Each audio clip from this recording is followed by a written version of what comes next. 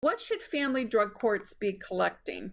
We're going to present some ideas about the ways in which Children and Family Futures has focused on performance measures in family drug courts in the past, but you're going to hear me say probably a few times, you need to be able to customize this in your own community, garnering the relationships that it takes to collect the information, focused on your mission and goals so that you can document that these performance measures are achieving the results that you wanted to achieve, and a way in which you've decided these are the things that make sense and are collected and collectible in your particular community.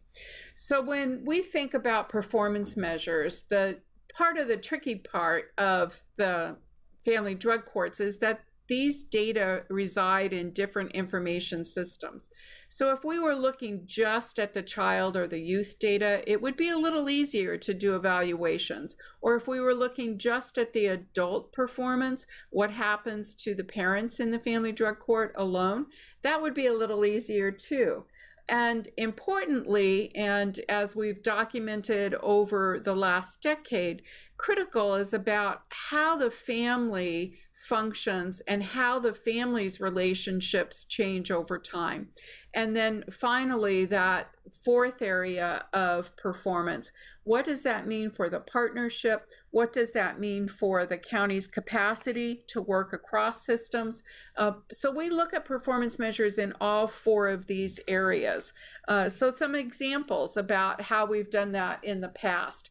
These are from the regional partnership grants, or as you see, the RPGs, and the Children Affected by Methamphetamine program that was conducted by the Substance Abuse and Mental Health Services Administration. You may notice as you look at the child and family and the child safety and permanency to begin with, these are performance measures and indicators that are consistent with the Child and Family Services Review. Children that remain at home, children that have a reoccurrence of child maltreatment, again, the stay in out-of-home care, in foster care, reentries, timeliness of reunification. We put these out there as suggestions. These are the ways in which Children's Bureau and state child and family service agencies are looking at child safety and permanency. We would encourage you to look at those performance indicators in your own community and decide, are these the things that we want to measure in our family drug court? Then when we turn our attention to the adults' recovery, what are in your current information systems that you're able to pull out and say, this is something that we can measure that is documenting the performance in our family drug court?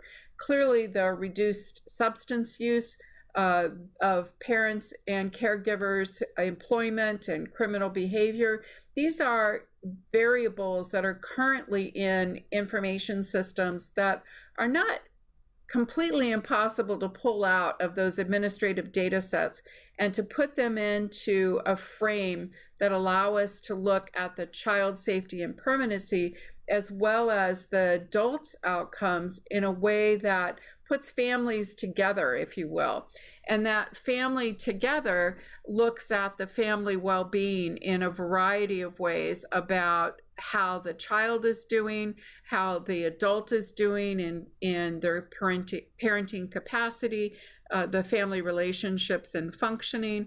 There are a variety of tools that we have used in the past and that are available to measure family well-being, and we would encourage you to look at those kinds of tools and measures in that domain of the child and family well-being. And then the systems collaboration. How is that case management going across systems? How do you look at the capacity of your community over time to collaborate, to share information, to create the joint goals, and to have better capacity to serve families? So these performance measures, again, they're examples, and the task is really for each family drug court to either accept, yes, this is the way that we want to measure our family drug court. Those performance measures make sense to us. Or no, we can't either get that data, or we don't think that that's really germane to the kind of program that we're running. We can't obtain the data, or it doesn't fit with our program goals. So you can reject that performance measure. That's not something that we're going to collect in our community.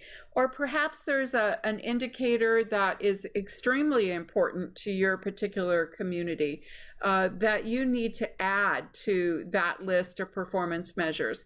But we wanted to start with this list of the 23 performance measures. So it gave you a starting place to say, yes, we accept that's a performance measure that would adequately measure what's happening in our community, or reject it, or say, no, we can't either get the data, or it doesn't fit with our framework of how we're trying to work together.